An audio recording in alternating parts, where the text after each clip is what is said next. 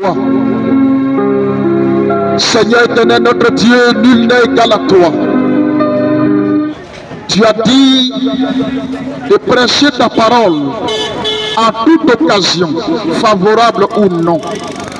Seigneur, nous voici encore ce soir, les enfants, comme tu l'as recommandé, d'aller partout et prêcher la bonne à toute la création, afin que les âmes soient sauvées. Seigneur, c'est pourquoi nous sommes là ce soir. Favorise ce moment, que ce moment, Seigneur, te soit favorable et que nous soyons également favorables pour la diffusion de ta parole au nom puissant de Jésus. Béni sois-tu au nom de Jésus. Alléluia. Bien-aimés, encore une fois, recevez la bénédiction de notre Seigneur Jésus-Christ. Comme il a plu au Seigneur Jésus d'inspirer son serviteur, et que tous les jeudis, nous venons ici pour annoncer l'évangile de Jésus-Christ. Bien aimé, pas parce que nous n'avons rien à faire. Oui, j'aime aussi la belle vie comme toi.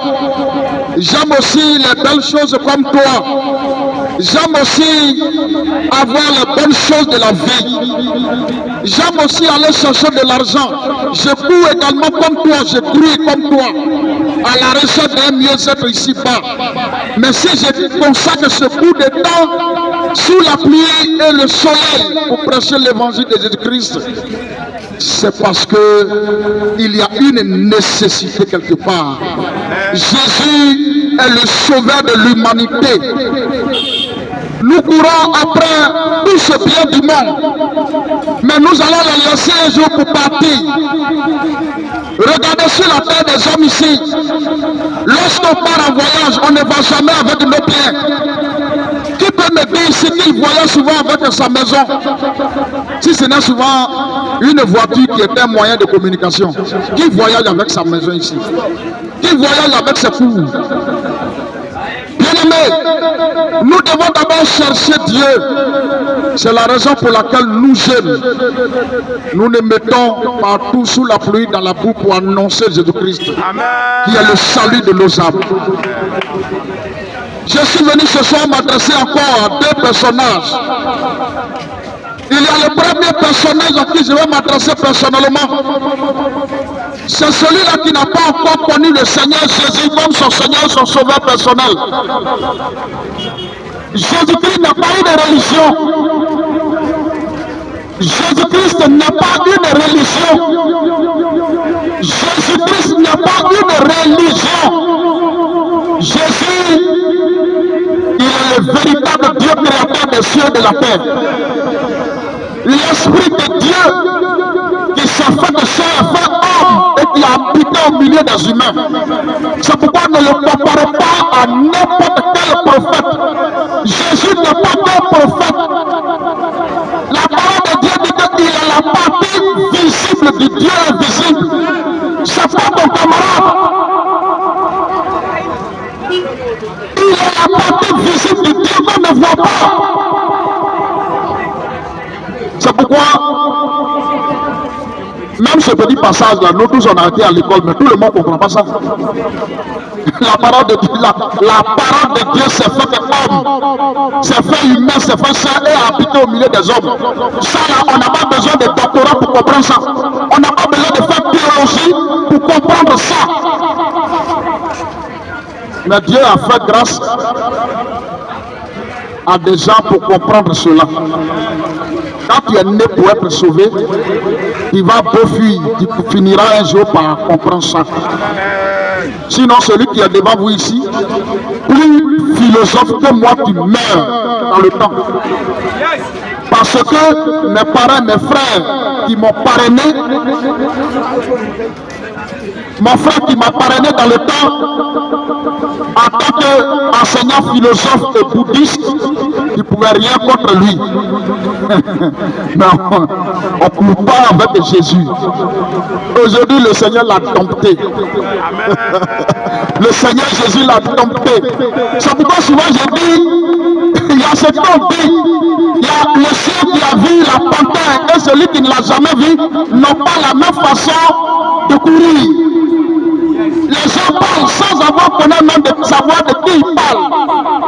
Les gens qui vont rencontrer Jésus, si tu étais un grand philosophe de renom, tu es dompté. Et puis ça va étonner les gens. C'est pourquoi dans le temps, ça a bouleversé la foi des Juifs. Ils ont dit, toi, Paul aussi, qui a taché les disciples de Jésus, qui les maltraitait, qui les tuait, toi aussi, tu parles de celui-là. Est-ce que vous le connaissez même?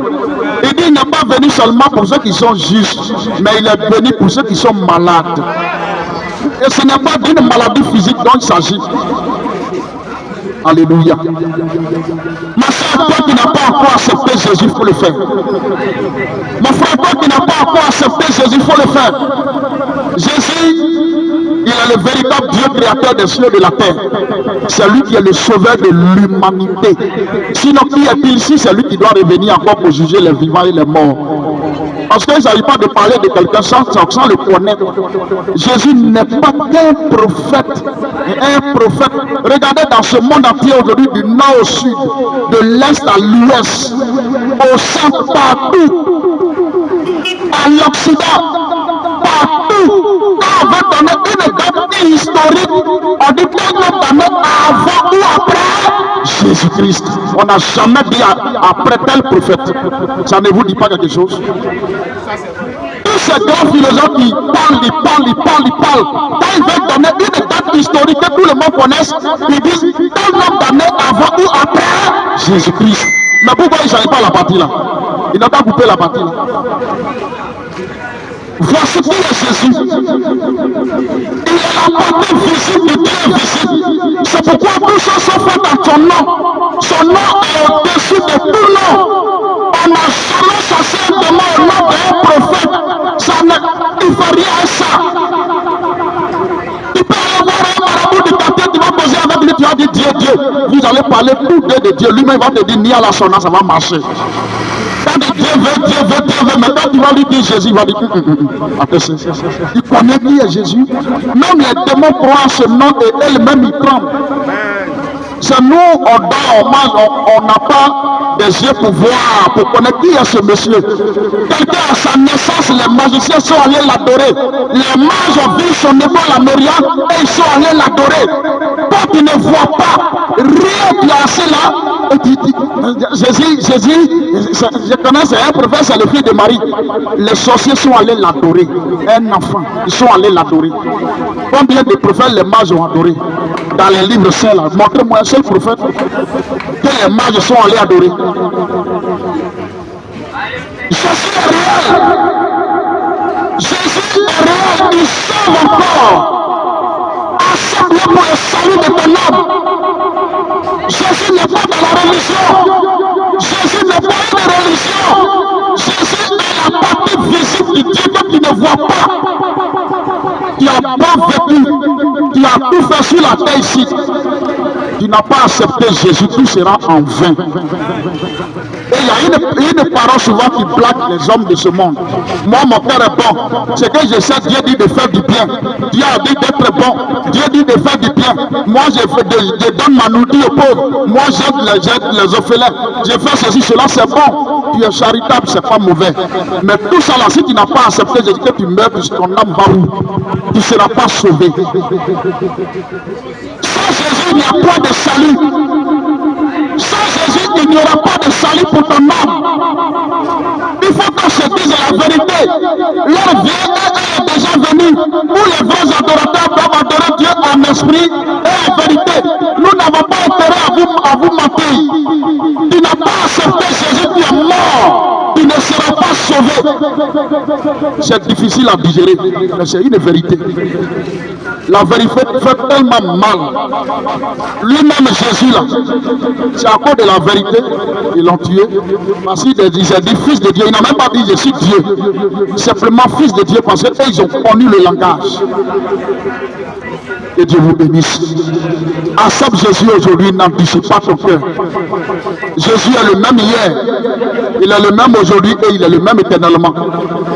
Les problèmes que tu vis, tout ce que tu travailles dans ta vie aujourd'hui, Jésus est capable de tout cela. Regardez, il y a quelque chose qui me plaît en ce monsieur, en cet homme. Jésus a été 100% homme comme toi et moi, et il est 100% Dieu. C'est pourquoi sa naissance là, tout ce les livres que tu appelles livres saints, il faut bien fouiller. Toi et moi, nous sommes nés des rapports sexuels.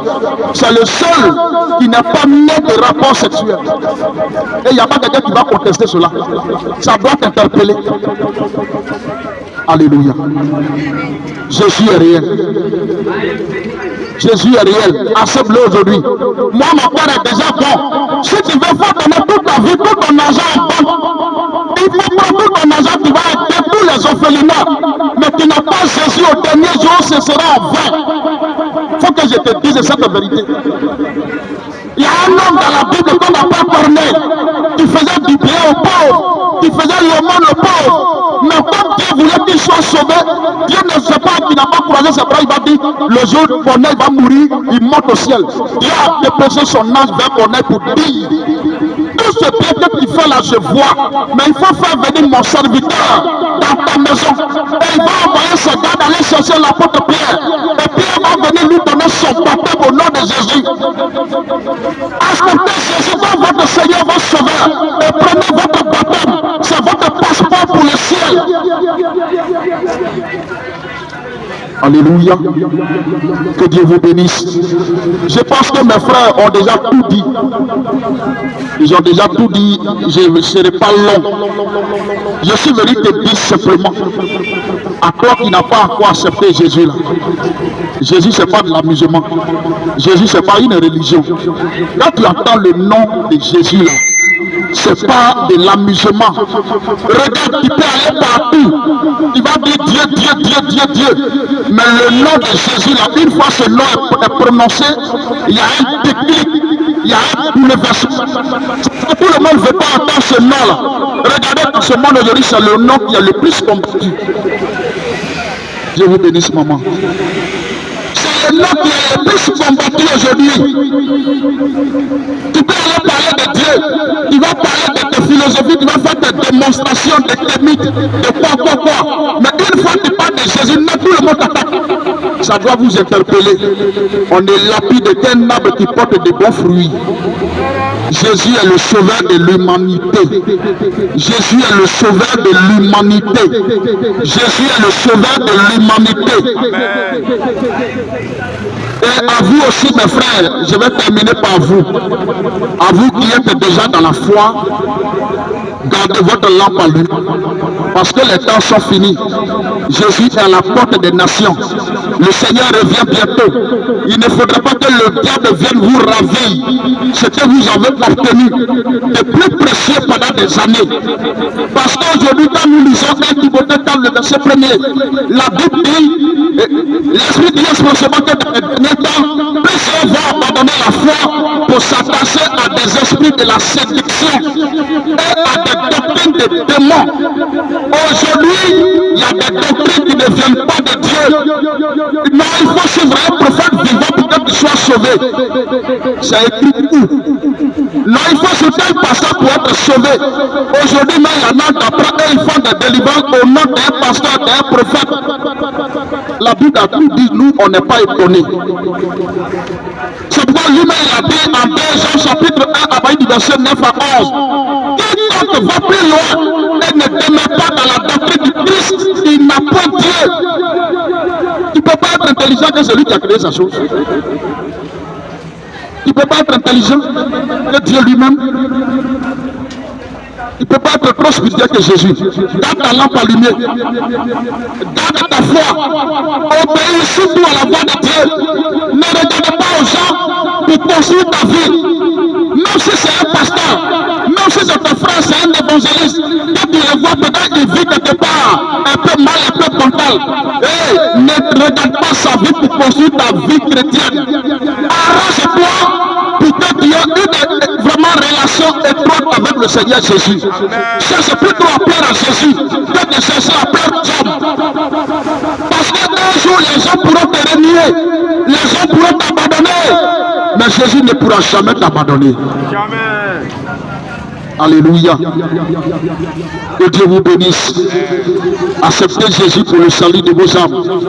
Et gardez la parole de Dieu que vous recevez dans votre cœur. Gardez votre lampe allumée jusqu'à ce que le Seigneur ne revienne. Que Dieu vous bénisse et que sa paix, sa gloire, sa grâce soient sur votre vie. Shalom à vous.